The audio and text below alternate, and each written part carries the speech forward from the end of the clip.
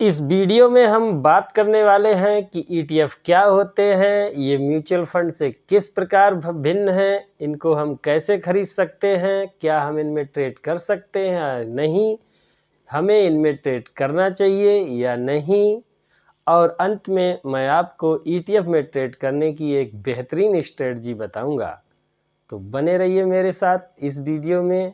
दोस्तों, ETF एक प्रकार का म्यूचुअल फंड ही होता है। ETF का मतलब होता है एक्सचेंज ट्रेडेड फंड, यानी कि वो म्यूचुअल फंड जो एक्सचेंज पर शेयर बाजार में शेयर्स की भांति ट्रेड होते हैं, यानी कि 9:15 पे जब मार्केट खुलता है और 3:30 पर जब मार्केट बंद होता है, इस दौरान जिस प्रकार हम शेयर्स में खरीद और बिक्री करते हैं, वैसे ही हम ETF में खरीद और बिक्री कर सकते हैं। अगर आपका खाता जीरोधा में है तो आप जीरोधा के काइट ऐप से शेयर्स में ट्रेडिंग करते होंगे, और यदि म्यूचुअल फंड खरीदना होता होगा तो उसका एक क्वाइन ऐप है।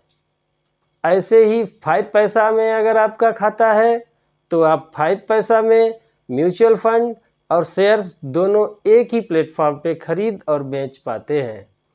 अगर आप शेयर बाजार में अपना खाता खुलवाना चाहते हैं तो लिंक नीचे डिस्क्रिप्शन में है, तुरंत जाकर अपना खाता खोलिए और शुरू करिए अपनी फाइनेंशियल जर्नी मेरे साथ।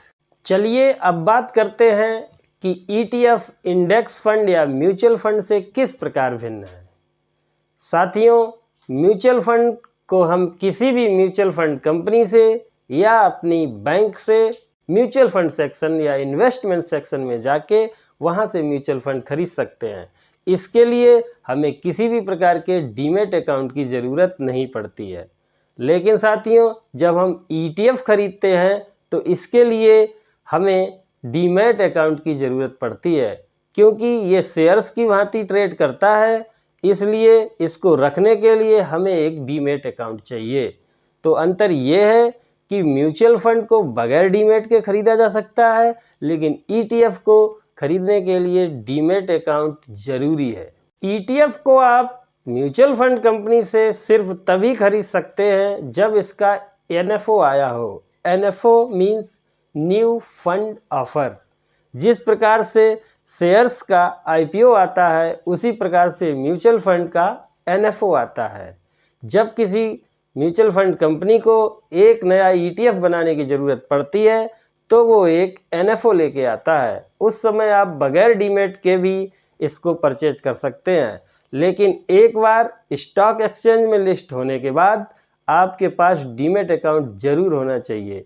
तभी तो Bombay stock exchange, national stock exchange, आपने अक्सर सुना होगा BSE NSE। BSE मतलब बॉम्बे स्टॉक एक्सचेंज, जहां पर स्टॉक का एक्सचेंज होता है, आदान प्रदान होता है, यानी कि मैं बेचना चाह रहा हूं, आप खरीदना चाह रहे हैं, तो हम दोनों के बीच में जो सौदा होता है वो इन एक्सचेंज कंपनियों के द्वारा कराया जाता है, जिसको हम ट्रेडिंग कहते हैं। अब बात करते हैं कि हमें ETFs में निवेश करना चाहिए या नहीं करना चाहिए। तो साथियों, हमें ETF में ज़रूर निवेश करना चाहिए, क्योंकि एक स्टॉक जीरो हो सकता है लेकिन एक इंडेक्स कभी भी जीरो नहीं हो सकता है। अगर आपका पैसा निफ्टी 20 में लगा है, जो कि निफ्टी 50 का ETF है, यानी कि भारत की सर्वश्रेष्ठ 50 कंपनियों का बना हुआ इंडेक्स है, तो आप समझ लीजिए कि वो कैसे जीरो हो सकता है। निफ्टी के ETF का जीरो होने का मतलब है आपके शेयर बाजार का जीरो होना। इसलिए आप उसमें आंख बंद करके निवेश कर सकते हैं और आपका डाइवर्सिफिकेशन अपने आप हो जाएगा। क्योंकि जब भी बाजार गिरता है तो इंडेक्स को मैनेज किया जाता है, और स्टॉक कभी भी फ्री फॉल में या बैड न्यूज़ में बुरी तरीके से गिरते हैं। जैसा कि अभी आप लोगों ने अदानी के ग्रुप में देखा, अदानी का हर शेयर लगभग 80% टूट गया था, वहीं पर आपका निफ्टी 8% भी नहीं टूटा था। अगर आपका पैसा निफ्टी में लगा होता तो आपके ऊपर कोई फ़र्क नहीं पड़ता, लेकिन अगर आपका पैसा अदानी समूह में लगा होता तो आप बर्बाद हो गए होते। इसीलिए ETF में निवेश करना शेयर्स में निवेश करने से काफ़ी कम रिस्की है।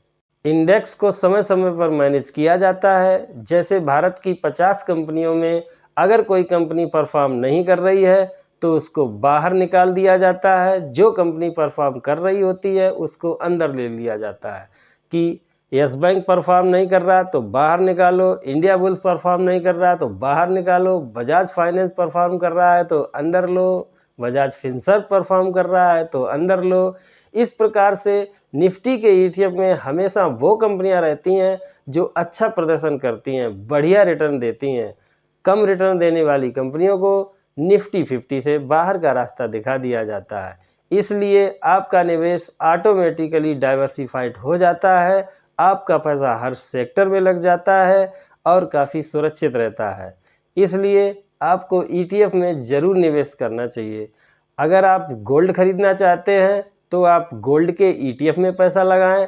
अगर आपको लगता है कि भारत की बैंकें ज़्यादा अच्छा परफॉर्मेंस देंगी तो आप बैंक 20 में पैसा लगा सकते हैं। बैंकों का ETF बैंक 20 होता है, निफ्टी का ETF निफ्टी 20 होता है। अगर आप दिन का 1 मिनट भी निकाल लेते हैं तो मेरे पास एक ऐसी स्ट्रेटजी है जिसके थ्रू आप अपना पैसा आसानी से बना सकते हैं। यकीन मानिए आपको सिर्फ 1 मिनट ही लगेगा।